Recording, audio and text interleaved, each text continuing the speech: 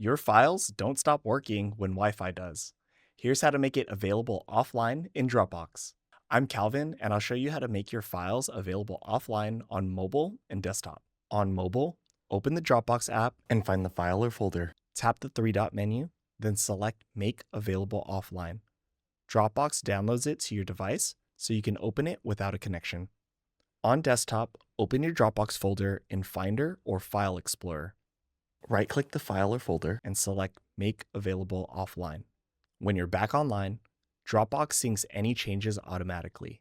To save space later, set the file back to Online Only on desktop or turn off Make Available Offline on mobile.